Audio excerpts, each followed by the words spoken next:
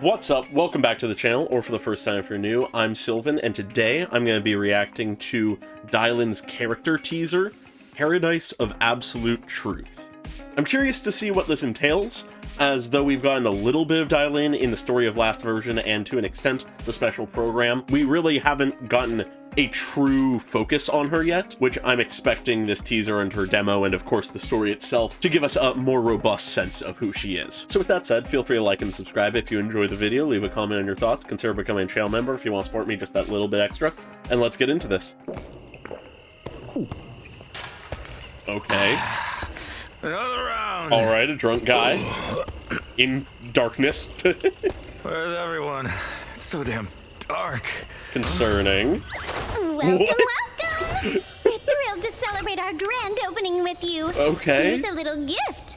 Please enjoy. Grand opening? What? That's right.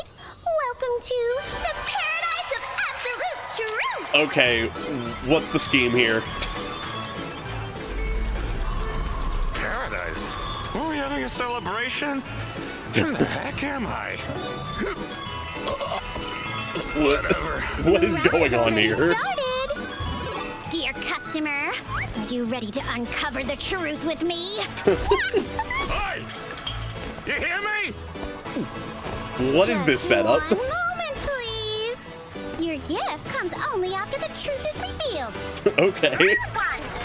The incident took place in an underground amusement park. Most of those trapped were children, and the number of casualties is What's still with What all the this fuck? nonsense? Still don't remember anything? Aw. What a shame. Let me give you another hint, dear. Daddy, it's so dark here. What? Where are you? Where's this damn kid from? Beat it! Let's go there together. Creepy child. She's waiting right over there. Creepy child. As of now, the project's lead contractor remains missing. A warrant has been issued across all new Eridu pubs and Yeah, that's what I thought. citizens are urged to report any Wait, information. isn't that me? Okay, so he's a wanted criminal, I guess. Time to reveal the truth. Come on, pick up the pace. The boss will be here any second. Higher! Higher! Raise the load limit! Boss, we can't raise it any further! Just trimming the budget a little. Okay, Where'd you hear okay. that? What is this place? So Why? someone who skirted the rule. Jesus Christ. To the bone. If we squeeze a little more, the profits will never stop. They'll just keep giving. Because that's always a successful way of doing things. Jesus Christ.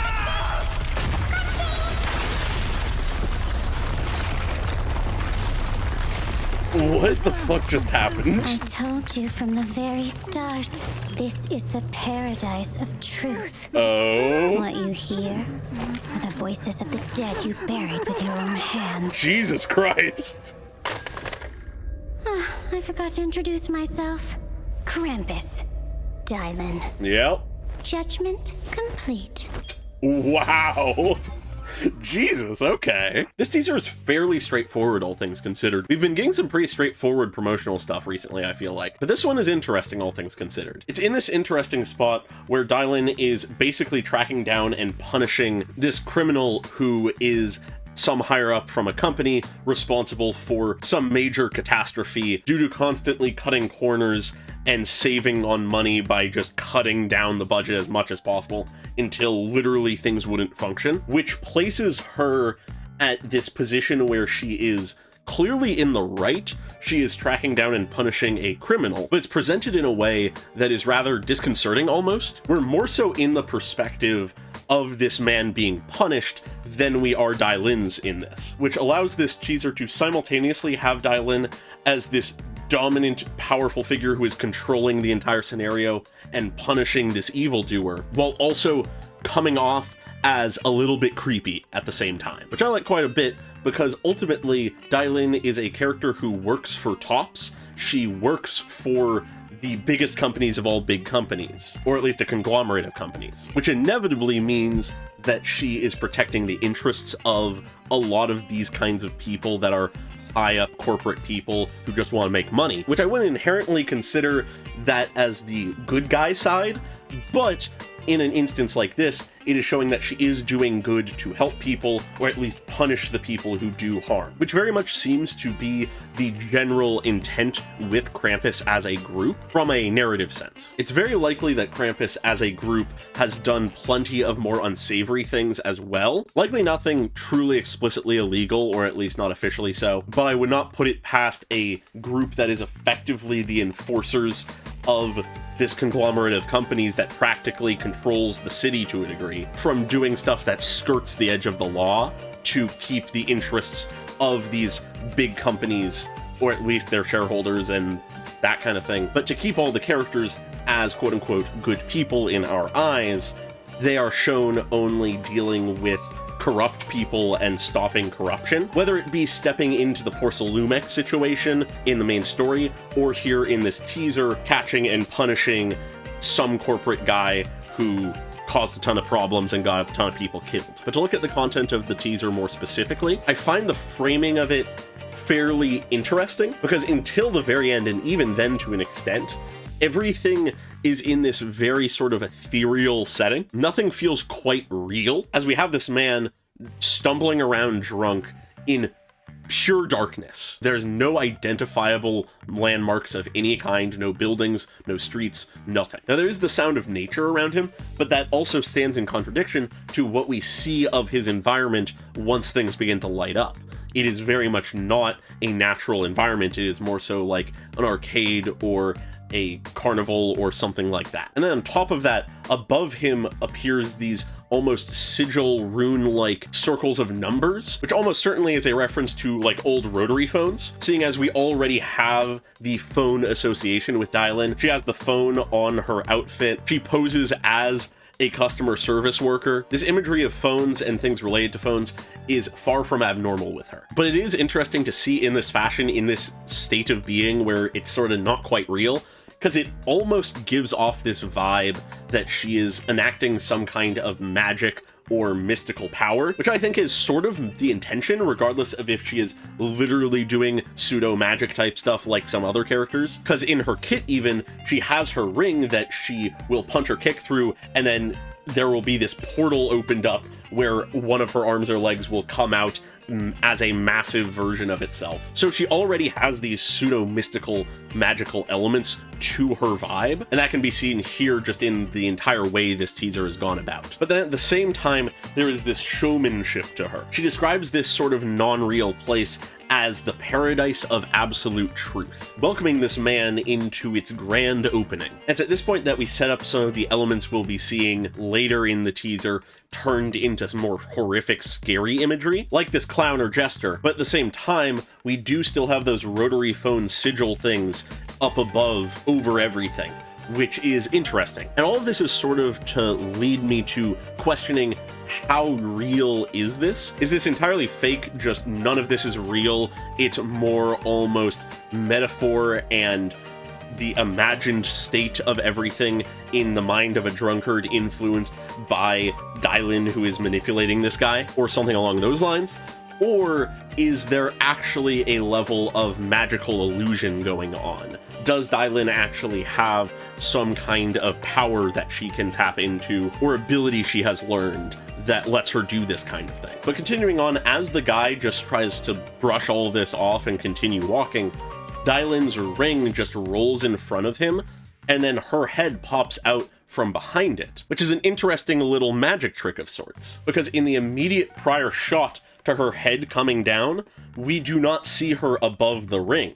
We just see the ring. So once again, either there is some kind of trick or actual magic going on, or this really isn't happening in reality. But it's here, as she pokes out from behind the hoop, that she properly introduces the idea of what is happening here.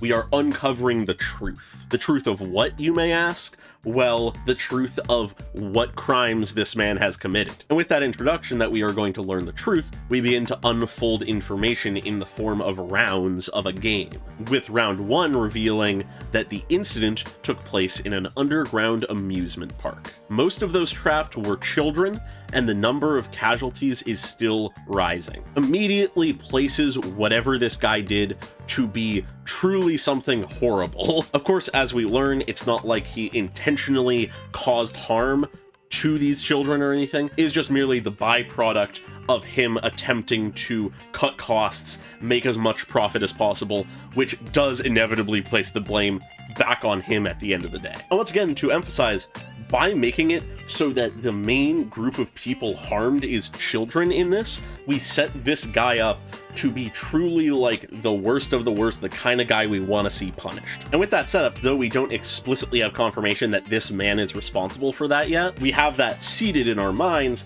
as things begin to move towards the creepier side.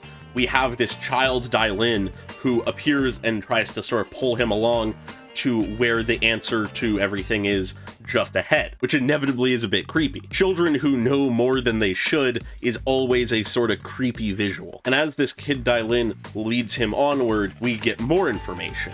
The project's lead contractor remains missing. A warrant has been issued across all New Eridu PubSec precincts. And it's here we reveal, yes, it is him responsible for this.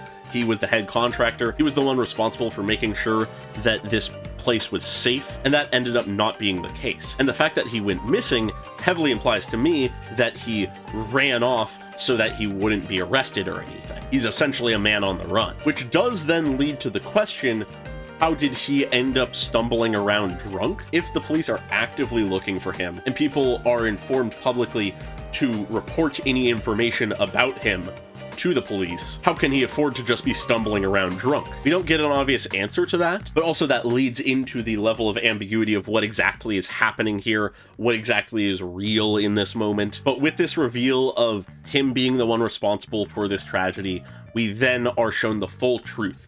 The performance that Dialyn is putting on comes to its crescendo moment where we are shown everything. And I feel like that is sort of the main takeaway from all of this for me, is that Dialyn is very much a performative person who enjoys a good spectacle regardless of the context. We can see a little bit of this in our first interaction with her in the main story last version, but here to a much greater extent, as we're shown even when dealing with catching and punishing, and in her words, passing judgment on criminals, she is still this very performative, high spectacle person. But it's here with the full truth revealed and this man beginning to sober up a little as he realizes that whoever this is doing this to him knows a lot about what he's done. It's now that things turn from this high spectacle, cheery, sort of strange carnival vibe to suddenly being more horrific. We have the jester from before with its eyes leaking like black tears down its face, dripping down onto his. And as everything falls apart, coming to this final crescendo of a moment, we come to what feels much more real, with the man seemingly tied up and bound, caught under the rubble, surrounded by objects that were in this weird non-space, like the jester, like the arcade machine. But it's alongside this that we get a very intriguing line. What you hear are the voices of the dead you buried with your own hands. One thought that leads me to is in relation to the question of how much was real about prior to now. What if she is being completely honest here? What if Dialyn's power or whatever ability she has is something along the lines of being able to make contact to or hear the dead, or make other people hear the dead? What if the phone she carries with her is almost sort of like a spirit phone that can enable you or others to hear the voices of those long dead? And so what if what was actually going on here was Dialyn working as sort of a middleman or a medium of sorts to press upon this guy the voices and thoughts of those he is responsible for the deaths of? And that is his punishment. That is his judgment. I feel like there could be some merit to that. And ultimately, that is pretty much all there is to the teaser. There's honestly actually a little bit more that I was able to get out of that than I thought I would, but still, it is fairly straightforward, largely speaking. There's some good elements in there, some hints towards potentially what her character could be about, what her vibe could be, what her abilities might be like, and it just leaves me still curious to learn more about her, to get answers to some of these questions, and it just continues to get me excited for the new version and her demo in just a few days. And so with that, really the last thing I want to touch on is in this shot, we have this visual of all of these cords tying around her hoop to hang it in place, but it's just a fun thing that I was noticing is that they seem to be these sort of curved cords of a phone, which in my mind is just a good piece of aesthetic cohesion for her. I appreciate that a lot. But with that, I think I've said everything I want to, so feel free to like and subscribe if you enjoyed the video, leave a comment on your thoughts, and very special thanks to all of my channel members, including Desaize and Pokelove101 at the normal tier, and Kono Nano at the cool person tier. Really appreciate your support, as always, and I hope you all have a great day. Bye-bye!